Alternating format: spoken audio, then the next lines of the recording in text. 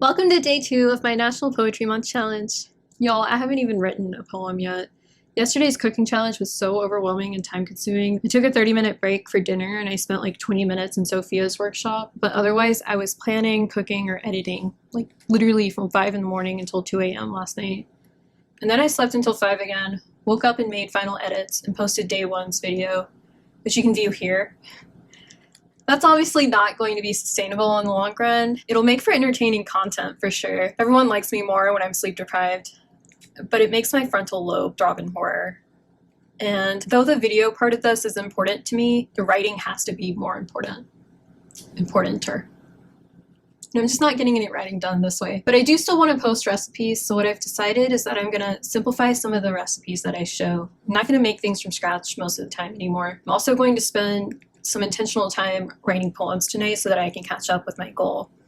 I can't believe we're only one day in and I'm already scrambling to catch up.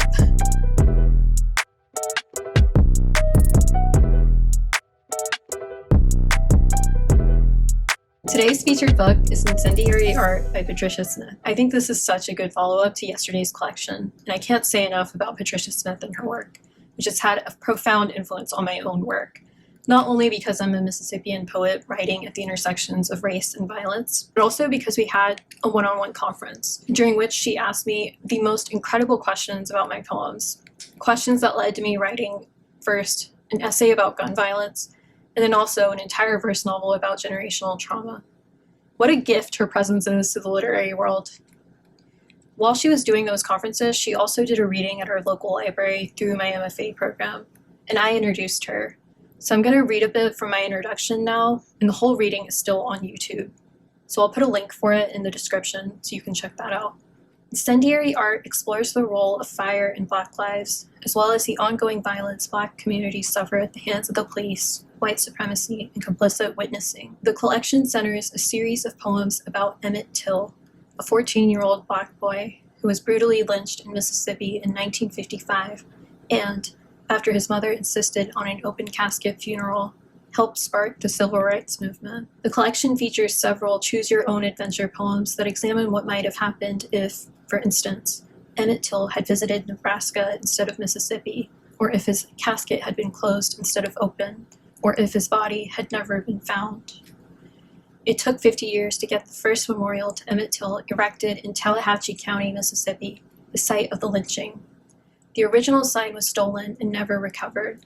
The next 2 signs were riddled with bullet holes. The 4th marker, erected in 2019, came with bulletproof glass, reinforced steel, and surveillance cameras. It's a harrowing reminder of the violence enacted on Black bodies, a violence that's intimately examined in this collection, and a message that's just as vital today as it was when the book was published in 2017. In an interview with the Normal School, Patricia Smith said, regarding the collection's ending, "I didn't want to signal a direction, a moral, or any attempt to tie up loose ends. I intended the undercurrent of the book to be numbing and chaotic. Those gunshots between the turning pages, I wanted those shots to resound from first page to last." I have 2 prompts for you today inspired by Incendiary Art. The first is to pick a historical event and write a choose-your-own-adventure poem, where you explore the implications of changing just one detail about the event. The second, and this is because Patricia is the queen of formal poetry, is to take a draft of something you've already written, so maybe your answer to the first prompt, and rewrite it by following the traditional constraints of a poetic form. And that could be anything: the sonnet, the pantoum, the villanelle. There's so many to pick from. And definitely check out Incendiary Art if you haven't already. Also, check out Patricia's new book, Unshuttered, which just came out. I was lucky enough to attend the launch party last month at AWP in Seattle, and I had my DSLR, so I photographed it for her. But it was Friday night, it was getting late, I had an early flight the next morning, so I didn't stay for the food part. They were going to serve shrimp and okra beignets. When I was planning this challenge, I planned to do that today, but then yesterday's apple pies humbled me. So instead of shrimp and okra beignets for Incendiary Art, we're making elevated grilled cheese paninis.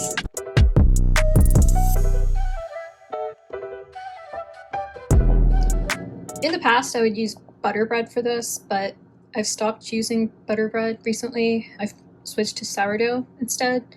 I think it's healthier than butter bread. But I've never made a grilled cheese with sourdough, so I'm excited to see how that turns out. I have my panini press here, cheese, and some pasta sauce. I put the bread down on the press now. I put a few drops of oil on both sides. Next, we're gonna add the cheese. Here's what it looks like once I've added the cheese. I think I might have overdone it a little bit, but I personally believe you can't ever go wrong with putting too much cheese. Now we're gonna add just a few drops of marinara. Here's how it looks once I've placed the marinara. There's no rhyme or reason to this. It's all vibes.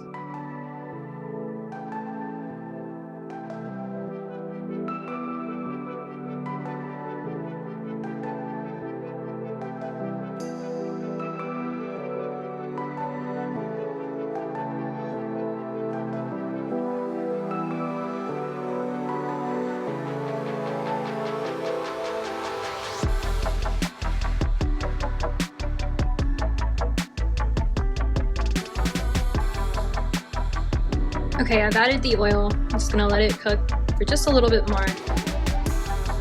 Get that nice golden brown.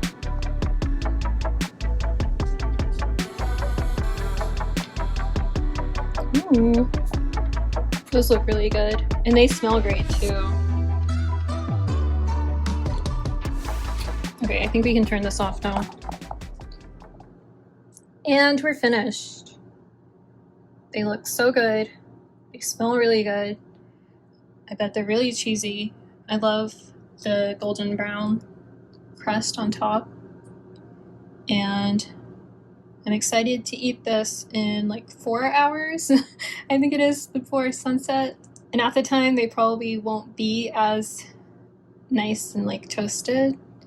So I might throw them on the stove before I do the taste test, just to get the real feeling of biting into a grilled cheese.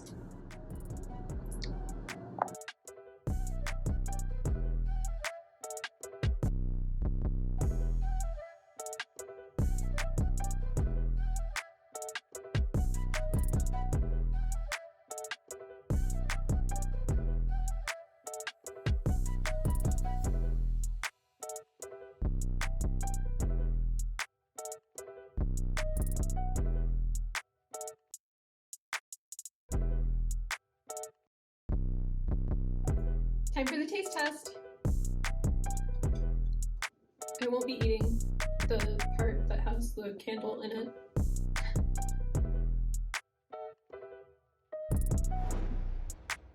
I forgot what I was doing, honestly. It's so good.